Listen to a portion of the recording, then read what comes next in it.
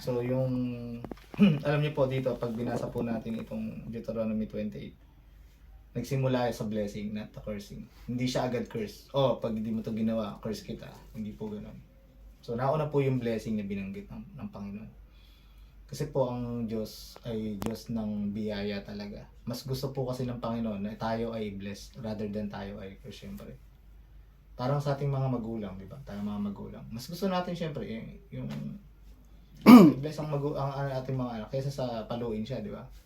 Mas gusto natin na tama. So, ang pagpapala po dito, sabi, kung tayo po ay hindi lang basta may pagsunod, yung obey. Hindi lang po basta pagsunod. Kasi dito, kung babasahin niyo po, may covenant po kasi, living in a covenant with God. Merong parang kasunduan, parang gano'n, no? So, napakaganda po nito. Ang blessing po kasi dito, meaning meron kang ang ang kasarapan po nito, yung blessing, meron kang bibigyan kanyang wisdom, bigyan ka ng peace, bigyan ka ng joy.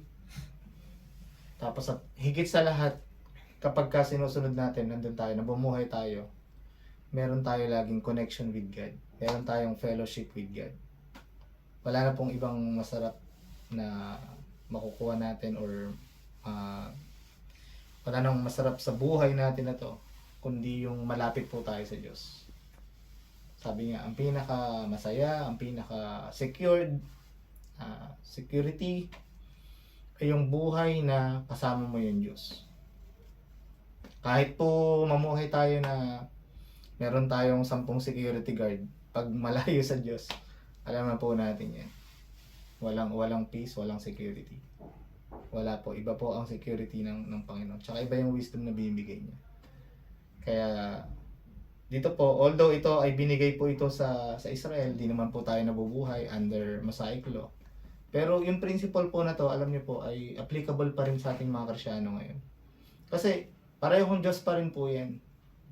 Yung Diyos po ng Israel na yan ay Diyos pa rin po natin. Siyempre, iba lang talaga ang favor ng Diyos sa Israel. Po sa kanila kasi binigay yung mga batas na yan eh. Pero alam po natin, ramdam po natin kung gaano kabuti yung Diyos sa buhay natin, di po ba? Sa araw-araw na yan po, yan. Bine-bless po tayo. Sa araw-araw na dumidilat yung mata natin, blessing na po agad yan. Dumilat ka, di ba? Sa araw-araw na matutulog ka, nakakatulog ka pa ng maayos. Sana po nakakatulog tayo ng maayos.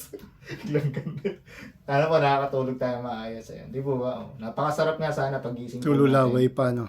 Fellowship with God, pray, connect tayo, parang gano'n, no? Pag bago tayo magtulog, end of the day, bago mag-sign out, connect with God again. So, yun po. Purihin po ang Panginoon sapagkat siya po ay Diyos ng pagpapala. Napakabuti po niya sa atin. Pag binabasa ko nga po sa may Old Testament, although, pag tinignan niyo po, pag nag-curse siya, malupit talaga. Mabigat eh. Puro ano nga. Malupit po yung curse niya eh. Pero, alam niyo po, yun nga, yung sa napanood ko, isa yung sa may kwento, yung hari, grabe. Nag-aalay ng mga bata. Nag-sacrifice. Grabe, tong sinakop po sila. Di po ba parang ikaw, halimbawa, ikaw, pag sa human being ka ako, napakahirap nun ah. Di ba, hindi ko na mapapatawad to. Ano ba, buhay na ng anak ko ito, di ba? Napakahirap na nun. Alam niyo po ang Diyos. Nung sinakop na po sila, tapos nagsisi po talaga yung yung hari na yun, nagsisi.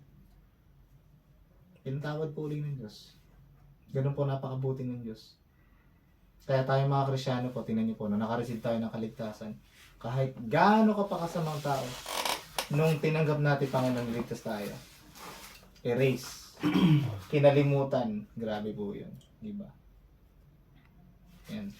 Lahat po tayo dito, magkakasama tayo dito. Kanina, bago po akong umalis, sabi ko, nakakalungkot naman si Bro Love Jun.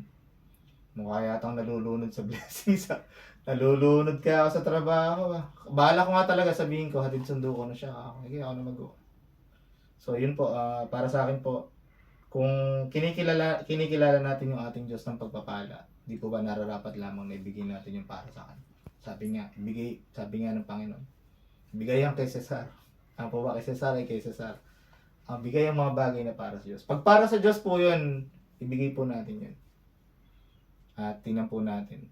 Kahit nga po walang blessing pero nung minsan po nag-devotion ako, sabi ko, alam nyo kahit walang blessing pero hindi pwede, automatic sa Diyos Napakabuti ng Diyos Kung sa gumawa ka, kahit sabihin mo na, Lord, God mo na ako i-bless. Magbukas ka, may blessing pa rin automatic. May add-ons May add-ons merong may kasama lagi may package Napakabuti po niya. Tsaka yung blessing po natin lagi, yun nga. Sabi ko, yung pakiramdam na lang na every Sunday, sabi ko, pag natutuwa ako, sabi ko, kapag ka, nagpipreach si pastor, nangungusap yung Panginoon, sabi ko, ang sarap ng pakinggan dati. Nakakatulog ako dati. Sabi ko, ang sarap ng makinig ngayon. Blessing na po yun, napakasarap. Blessing na yung pag Sunday, nakapakinig ka. Uuwi ka na kinausap ka ng Panginoon. So, yun po. Okay.